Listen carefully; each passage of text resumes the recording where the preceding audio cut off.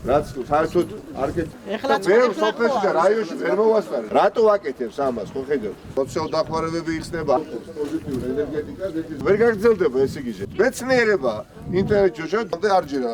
არა, კურნალობის კურსში რათ რომ კამათობთ რაღაცა სერიოზულ თემებზე. სოფელში არა გვაქვს ბაგაბაღი, გადადის უბრალოდ არის, მაგრამ დროებით გადადის სხვა სოფელში. არა გვაქვს გაზი, არა გვაქვს ამბულატორია, რომელიც მიუმართოთ ექთანს. თითქმის არაფერი გაკეთებული ამ სოფელში და არც გვაქვს არაფერი. ყველაზე უკანასკნელი სოფლად ითვლება ჩვენი სოფელი. რა ვიცი, გვეუბნებია ნაციონალების სოფელიაო და იმიტომ არ ვაკეთებთ და თუ იმიტომ არ აკეთებენ, ჩვენ რა ვქნათ ხალხი. გაზი არა გვაქვს. როგორც გლეხები, აი ახლა იმას ვეუბნებოდი, ხალხი მიგატების ფარსიფიცირება. ფაქებს რო წამლით ძალიან ბევრი ჯობდნენ და მასხამ წყალსა. წამლის მაგათ მასხამ წყალსა. საკრებულოსაც და ყველა მიციან, ეს ორი ესეა.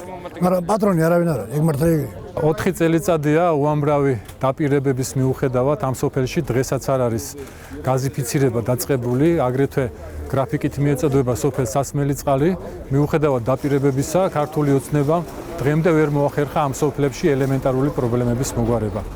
მიუხედავად ამისა, ჩვენ ვაპირებთ თითოეულ სოფელში მისვლას, ადამიანებთან ურთიერთობებს და დარწმუნებას, რომ ერთადერთი პოლიტიკური ძალაა ნაციონალური მოძრაობა, რომელიც შეძლებს თითოეული ოჯახის და ამ სოფლის პრობლემების მოგვარებას. უმძიმესი მდგომარეობაა შექმნილი გორის რაიონში, კერძოდ სოფელ საქაშეთში, სადაც არც წყალია და არც გაზია. არა და დაპირება იყო გაცემული სულ რამდენიმე თვის წინ, რომ გამარჯვებისთანავე ქართული ოცნება შემოვიდოდა და სოფელს უზრუნველყოფდა გაზითა და წყლით.